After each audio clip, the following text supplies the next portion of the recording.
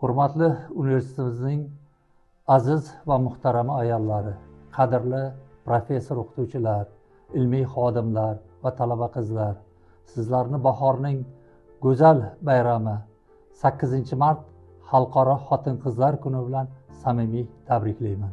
Bu sana nafaqat bayram, balki mehr, nafosat va ezgulik timsolidir. Universitetimizning taraqqiyotida sizlarning o'rningiz alohida ahamiyatga ega va beqiyosdir. Ilm, fan, ta'lim va tarbiya, ma'naviyat sohasidagi mehnatingiz jamiyat kelajagini shakllantirmoqda. Har biringiz talaba yoshlar qalbiga bilim bilan birgalikda insoniylik urug'ini sepmoqdasiz.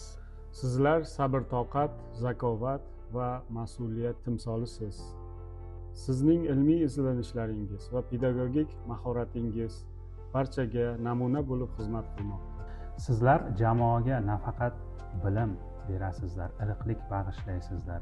Yosh avlodni tarbiyalashdagi hissangiz alohida e'tiborga loyiq.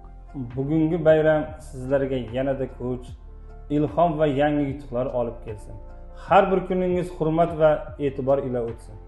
Oilangizga baxt, xotirjamlik hamisha hamroh bo'lsin.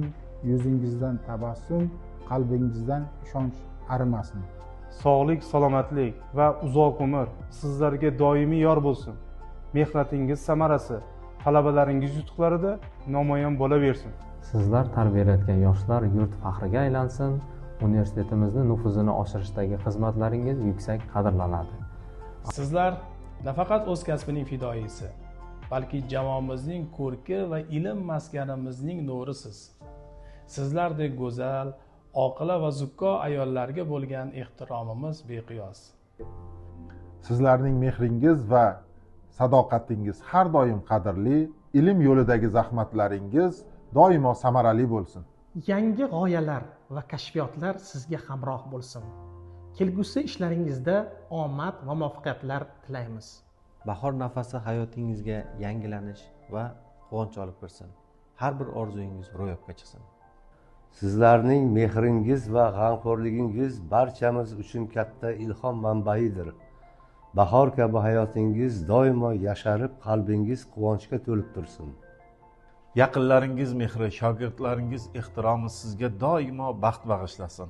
Aziz ayollar, yurtimiz va universitetimiz faxri bo'lib yuring. Har doim sog' va omon bo'ling. Aziz va muhtarama ayollar, 8-mart bayramingiz muborak bo'lsin.